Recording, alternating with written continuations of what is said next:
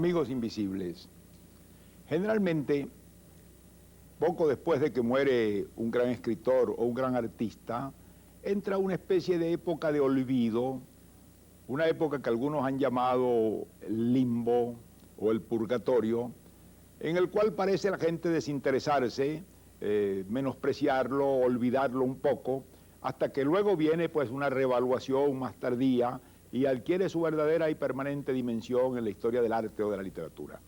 Esto es un fenómeno muy frecuente y que se observa a todo lo largo de la historia de las artes y de la literatura. Sin embargo, con Pablo Picasso no ha ocurrido así. Hace muy pocos años Picasso ha muerto de más de 90 años de edad, después de haber llenado prácticamente todo el siglo con su prestigio y con su obra, y no ha habido ni descenso de interés por Picasso, ni olvido de su importancia, y da la impresión de que está tan activo, tan influyente, tan poderoso en el escenario del interés mundial como cuando estaba actuando y creando en esa especie de pasión creadora que lo movió toda la vida, desde su adolescencia hasta su muerte nonagenaria. Precisamente en estos momentos se está celebrando probablemente la más grande exposición que en los Estados Unidos se ha dedicado a ningún artista. El Museo de Arte Moderno de Nueva York, que es un museo muy importante, que es el más importante museo de arte moderno probablemente de todo el continente americano y uno de los más importantes del mundo, y que es un museo inmenso, ha dedicado todo su espacio a una retrospectiva gigantesca de Pablo Picasso. Es decir, todo lo que el museo tiene como posibilidad de exhibición está consagrado a un solo hombre, a un solo artista, a un hombre que murió de más de 90 años hace muy poco tiempo y que sin embargo atrae la curiosidad del mundo. Se calcula que más de 1 millón de personas visitarán esta exposición.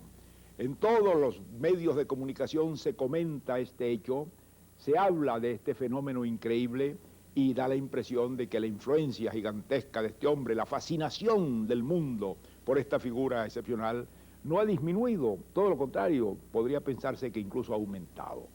Los valores que adquieren los cuadros de Picasso que salen a la venta en subastas son gigantescos, son desproporcionados, producen vértigo, y los más grandes museos del mundo se disputan la posesión de una obra.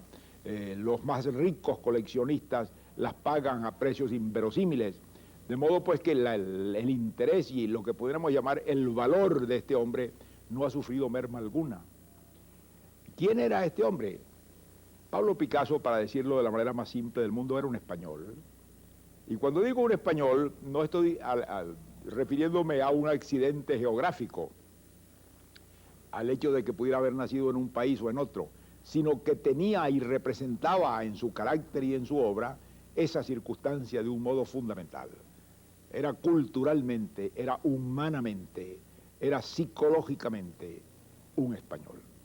Y no puede uno entender su obra y entender su vida, que a veces parece tan contradictoria y tan inexplicable, si no tiene uno en cuenta esa poderosa raíz que estuvo presente en toda su vida y en toda su acción.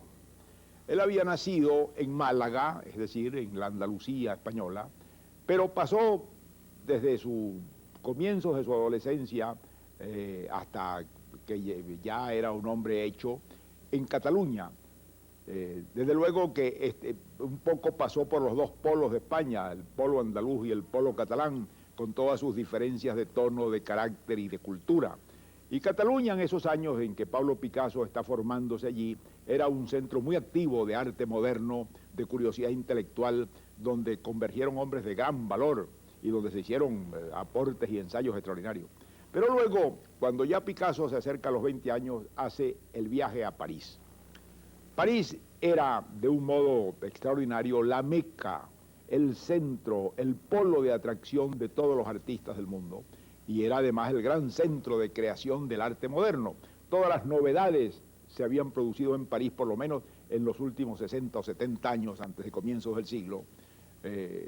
Allí se habían hecho los grandes hallazgos, allí habían ocurrido las rupturas más importantes, allí se habían hecho los ensayos más audaces, de modo que era un centro de creación y de curiosidad intelectual en el arte y en la literatura incomparable. No había en el mundo otro centro semejante. Y allí convergen hombres de muchos orígenes. no solamente franceses, allí van españoles como Pablo Picasso, allí van rusos, allí van polacos, allí van rumanos, es decir, gentes de toda Europa y de buena parte de América, en busca de esa especie de fermento, de ambiente y de clima de florecimiento que aquella ciudad ofrecía de una manera excepcional.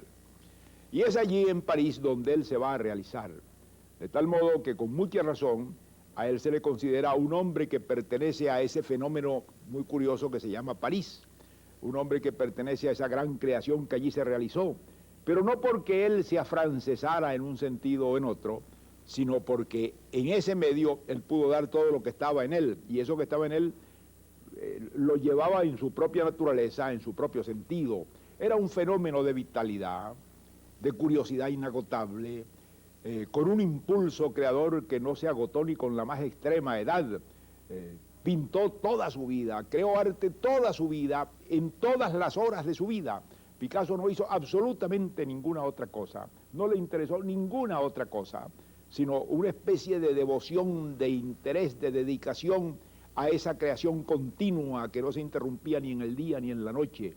Junto a su cama él ponía un cuaderno de apuntes y si se despertaba de noche aprovechaba y hacía algunos rasgos de lo que al día siguiente podía traducir en una obra pictórica o escultórica. De modo que él vivía en perpetuo trance de creación, con una vitalidad extraordinaria, no de una manera pasiva o contemplativa, y no de una manera intelectual, porque esto también es importante. Picasso, en cierto sentido, es el menos intelectual de los artistas, y este es un fenómeno que se repite en muchos grandes artistas. Él no tenía grandes complicaciones filosóficas, y yo diría ni pequeñas. Su curiosidad intelectual era muy restringida, su cultura misma era muy limitada, fuera del conocimiento de la plástica, que la conocía a fondo, y de los grandes maestros que los había visto, porque iba continuamente a los museos a ver la obra de estos hombres. Su conocimiento de la historia, su conocimiento de la historia cultural, su conocimiento de la música, su conocimiento de la filosofía era muy pequeño, era muy superficial, era muy banal incluso. Picasso tenía muy poca curiosidad intelectual, ni aún en su juventud no fue nunca un hombre ni de ir a exposiciones, ni de ir a conferencias, ni de estar al tanto de las novedades literarias, ni de ingresar en cenáculos de discusión intelectual. Los placeres de él eran muy curiosos. Era un hombre que le gustaba mucho el circo, que le gustaban los toros, que le gustaban las cosas más populares y sencillas, y su conversación giraba siempre o en torno a cosas familiares y ordinarias, o en torno a la pintura y a su obra. De ese ambiente era muy difícil extraerlo, y si uno se pone a leer las memorias y los recuerdos de los que lo conocieron, tiene esta impresión de un hombre totalmente sumergido en ese mundo de la creación pictórica, y un hombre cuya curiosidad intelectual no se apartaba de allí, estaba centrada en eso, con un genio poderosísimo, con una capacidad de sensibilidad extraordinaria. Era una sensibilidad, era una de las sensibilidades más extraordinarias que el mundo ha conocido. Y esto explica su vida y su obra. Picasso comienza, claro, por recibir una tradición pictórica de su padre, que era pintor, por comenzar a hacer una especie de pintura expresionista cuando llega a París, de gran valor sin duda, pero que si se hubiera quedado allí no sería ni con mucho lo que fue. Pero él participa muy al comienzo, muy en la juventud, a principios de este siglo, en una de las más grandes revoluciones y rupturas que el arte occidental ha conocido, que es lo que se puede llamar la creación del cubismo. A partir de 1904, 5, 6, hasta 1914 o 18, Picasso y un pequeño grupo, en el cual se destaca fundamentalmente un gran pintor francés que es Braque, van a hacer esta ruptura, van a realizarla, van a completarla. ¿Y en qué consiste esta ruptura? Consiste desde luego en el abandono de lo que pudiéramos llamar las nociones fundamentales del arte occidental, la representación fiel de la realidad, la transposición de esa realidad que ni siquiera los impresionistas habían abandonado, porque los impresionistas seguían pensando que ellos transponían la realidad, solo que lo transponían de un modo mucho más verdadero que los medios convencionales que usaba la pintura académica. Pero ellos estaban pintando el aire libre, los árboles, los colores que estaban en la naturaleza, las figuras, de un modo que ellos pretendían mucho más real, mucho más verdadero, mucho más fiel a lo que es la experiencia visual. En cambio, la ruptura cubista no pretende eso. Lo que ellos van a pintar no es absolutamente nada de lo que el hombre ha visto, no representa, no reproduce ninguna experiencia visual, es una especie de descomposición de la realidad. Ellos toman la realidad, la desarman, por así decirlo, y componen con eso una realidad distinta, en la cual desde luego hay muy vagas evocaciones de la realidad original. A veces hay un rostro de persona, pero ese rostro hay que construirlo con mucho esfuerzo, porque a primer golpe de vista no se ve eso, se ven volúmenes, rayas, colores. Incluso la perspectiva la abandonan, es una pintura generalmente plana, la reproducción de los factores de la realidad queda desarmada y destruida, hay una reorganización del espacio, hay una reorganización de la forma que queda reducida a sus elementos y descompuesta. Un rostro que está de perfil tiene al mismo tiempo los dos ojos, se ven las partes que normalmente la perspectiva no deja ver, hay elementos colocados fuera de sitio, un ojo donde no debe estar, un oído donde no debe estar, una mano que flota, elementos de la realidad que no calzan de una manera exacta, una guitarra, un pedazo de periódico. Todo eso va a incorporarse en esa especie de creación de una realidad nueva, que es en realidad el valor que tiene esta inmensa transformación. Y esta inmensa transformación va a tener un eco gigantesco, porque va a modificar no solamente la trayectoria del arte de Occidente de un modo definitivo e irreversible. El arte de Occidente no es lo mismo después del cubismo que antes del cubismo. Y la huella de lo que el cubismo aportó está presente en todo lo que el hombre ha hecho después hasta hoy.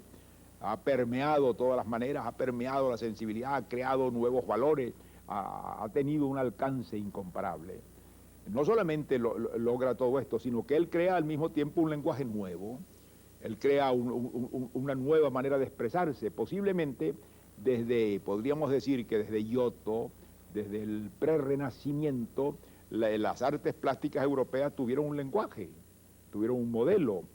Claro que no lo siguieron siempre fielmente, que hicieron modificaciones, que hicieron alteraciones, pero esencial y centralmente seguía siendo lo mismo. Lo que pintaba Manet estaba en la herencia de Giotto, pero el cubismo no estaba en la herencia de nadie. El cubismo fue una ruptura total, un salto completo en la oscuridad, un corte seco y profundo en una tradición estética que, claro, afectó todas las formas, porque no solamente afectó las formas estéticas, sino que afectó la sensibilidad de la gente. Aquella gente que comenzaban por reírse cuando veían un cuadro cubista y por hacer burla, esas gentes terminaron ellos o sus hijos por tener una sensibilidad cubista. No solamente por admitir que aquello era arte y a veces gran arte, sino por permitir que aquello se reflejara en sus usos, en sus costumbres, en sus gustos, en su traje, en la decoración de su casa. Todo eso fue penetrando y extendiéndose como una mancha de aceite. Pero lo importante es que Pablo Picasso no se queda allí. Pablo Picasso no se quedó nunca allí. Fue uno de los hombres más dotados de curiosidad y de inventiva. Él ha podido explotar el cubismo indefinidamente. Hubo artistas que se quedan en una forma y allí la siguen elaborando y reelaborando sin término. Para él fue una etapa profunda, una etapa fundamental, pero una etapa de su creación artística. De allí inmediatamente salta a otras cosas, de tal modo que los críticos de arte hacen una especie muy curiosa de cronología picasiana, en la que uno va viendo cómo este hombre cambia de estilo, cambia de objeto, cambia de moda, casi año tras año, o por lo menos se van marcando muy claramente una serie de sucesión de épocas distintas en su pintura. Cuando abandona el cubismo, cae en lo que podríamos pensar que es lo más contrario que podía haber, es una época neoclásica. Desde luego que es una época neoclásica a lo Picasso. Él no va a hacer pintura neoclásica comparable a la que se hacía antes, a la que se hacía en el siglo XVIII. No es que él va a resucitar a David o a aquellos inertes y helados maestros de la época. Pero él va a buscar inspiración en las raíces clásicas y las va a transponer en esa deformación de formas y de valores que constituye su carácter y constituye su estilo.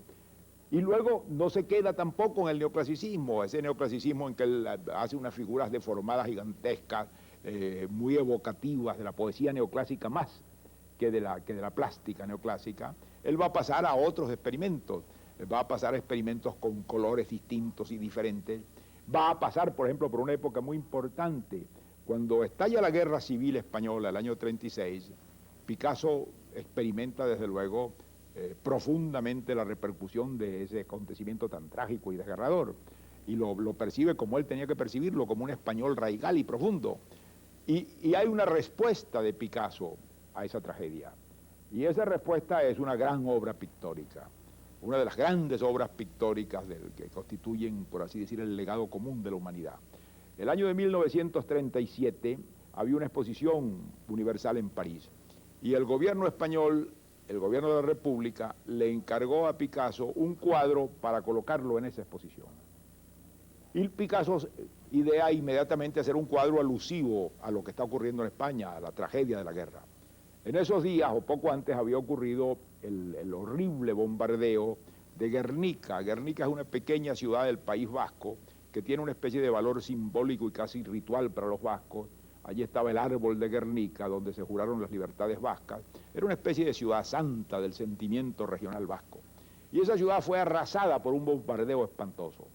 Entonces él pinta un cuadro que se llama Guernica, que no tiene nada que ver directamente con la Guernica real, no la representa, no la reproduce, Picasso no iba a reproducir una realidad. Es un cuadro de horror, es un cuadro de destrucción pura y simple, casi abstracta, traducida a un plano de abstracción del horror, en que, a pesar de que hay elementos de la realidad, la deformación misma de esos elementos de la realidad los transforma en una visión casi de pesadilla. Y luego hay otro rasgo muy importante, y es que Picasso elimina todo color. Este es un cuadro pintado en blanco, negro y gris. No hay color alguno de ninguna especie. Y esa misma ausencia de color, esa especie de despojo, de abandono de toda gracia cromática, le da también un carácter muy peculiar a esta gran composición, en que él pone además lo que pudiéramos llamar los animales totémicos de la tradición española, porque frente a estas figuras deformadas que parecen ectoplasmas, que parecen visiones de pesadilla, está la forma reconocible del gran toro hispánico, ese animal totémico y sagrado de los españoles, que puede ser un símbolo de vida y que pues, y generalmente lo es también un símbolo de destrucción y de muerte. Y está el caballo y el toro son los dos animales tradicionales de España. El caballo, que es un animal de orgullo, pero que es también un animal de muerte, porque el caballo es el animal que en el gran drama central tradicional de los españoles, que es la corrida de toros, es el animal al que el toro despanzurra y destroza. De modo que ahí está un caballo despanzurrado con una especie de vara de picador que está junto a él, y está el gran toro totémico que está en un extremo del cuadro y que parece o que va a arremeter o que va a huir o que anuncia una resurrección o que es el símbolo final y total de la destrucción y de la muerte. De modo que esta gran composición, que es uno de los cuadros más extraordinarios de la plástica moderna, tuvo en sí no solamente un valor de manifiesto frente al hecho de la guerra civil, sino que al mismo tiempo abrió otra nueva época de Picasso, una época en la que él parece ponerse al servicio de una realidad inmediata, pero que al mismo tiempo introduce una transformación en su lenguaje pictórico y que va a influir infinitamente en los pintores de su tiempo. Es posible, y mucha gente ha estado buscando una influencia en esa pintura, es que en ese momento, así como lo influyeron elementos neoclásicos antes, hubo una influencia de los surrealistas, una influencia de toda esa mezcla de cuestión de pesadilla, de sueño, de sobrerealidad, de deformación onírica de la realidad. Es posible, todo eso lo puede uno tal vez encontrar en el cuadro, pero el cuadro es una creación autónoma gigantesca que este hombre hace de dos maneras, con su infinita sensibilidad de artista y con su pasión española. Pero esta búsqueda no se queda tampoco allí. Picasso no se queda en lo que haya en Guernica. Muy pronto abandona el estilo de Guernica y vuelve al color. Probablemente una de las épocas en que su colorismo llega al extremo empieza inmediatamente poco después, en composiciones en que evoca la vida de la playa, en que evoca retratos de mujeres, porque las mujeres tuvieron una influencia muy importante en la vida de Picasso. Es posible incluso trazar la vida de Picasso por la presencia de una serie de mujeres sucesivas. Cada una de ellas tuvo su influencia por el estilo que representaba ella y por la manera como influyó en la sensibilidad de Picasso. Y esto modificaba un poco su actitud y su lenguaje plástico. Esto lo sigue haciendo en una búsqueda sin fin, y esa búsqueda va influyendo porque en la figura gigantesca de este hombre se inspiran los pintores jóvenes, va creando modas y tendencias que se traducen inmediatamente, y eso llega hasta prácticamente al final de su vida, cuando de una manera a veces caricatural, a veces obsesiva, va a resucitar temas de los viejos pintores españoles, temas de Velázquez, por ejemplo. Ahora, uno se pone a pensar, ¿es que un fenómeno como el de Picasso existió alguna vez antes en el mundo? Y casi podría uno responder que no. En ese sentido, el caso de Picasso es único. ¿Qué otro gran pintor, qué otro gran artista llegó a tener ese papel protagónico en la escena del mundo? Hubo grandes pintores, desde luego, en el pasado, pintores que tuvieron el aplauso y el reconocimiento y la reverencia de los hombres, pero que no ejercieron esa influencia nunca. Uno piensa, por ejemplo, en el Renacimiento, en el Tiziano o en Miguel Ángel, pero no llegaron nunca a ser esa especie de gran personaje central que está presente en todas las formas de la vida de un siglo, que es la influencia más visible de la vida de ese siglo. Eso no lo tuvo el Tiziano en el siglo XVI, ni lo tuvo Miguel Ángel. Eso no lo tuvo Rubens, eso no lo tuvo Rembrandt, eso no lo tuvo Goya. De modo que ese fenómeno de convertirse en el gran artista, el representante de la sensibilidad de un mundo que está, en cierto modo, no solamente traduciendo lo que el mundo siente, sino inspirando su manera de sentir, eso es único, porque uno pone a pensar que Picasso inmediatamente desborda, su creación desborda la materia plástica. No es solamente lo que él hizo como pintor, lo que hizo como escultor, lo que hizo como grabador, lo que hizo como ceramista, porque todas las formas de arte las utilizó, y las utilizó de una manera creadora, en que uno se pone a pensar, y alguna gente lo ha dicho, que Picasso fue uno de los más grandes escultores que ha conocido el mundo moderno, sino el más grande. En materia de cerámica, no solamente creó una cerámica nueva o una manera nueva de ver la cerámica como materia plástica, sino que a través de ella hizo hallazgos plásticos muy importantes que pudieron a su vez servir para modificar la actividad y la visión de los artistas en otras ramas. Pero es que además él se convierte en una especie de patrón de sensibilidad para el mundo entero. Hay un estilo picasiano, hay una manera picasiana que hoy en día uno la encuentra en todas las formas más banales, en los pequeños objetos de adorno que la gente compra en las tiendas más comunes, en los patrones de decoración de papel de tapicería, en los colores mismos que la gente utiliza para las cosas más corrientes y comunes. En todo eso es fácil trazar la influencia de Pablo Picasso. De modo que Pablo Picasso fue durante prácticamente su larga vida, toda su larga vida, la conciencia y la influencia estética, y más que estética, yo diría de la sensibilidad general de un tiempo que pudo sentirse en el mundo. Y esto no tiene precedente. Tal modo que uno podría, sin exageración, llamar a este siglo, que ya va a terminar dentro de 20 años, el siglo de Picasso. Y no exageraría, porque Picasso no solamente influye, sino que traduce.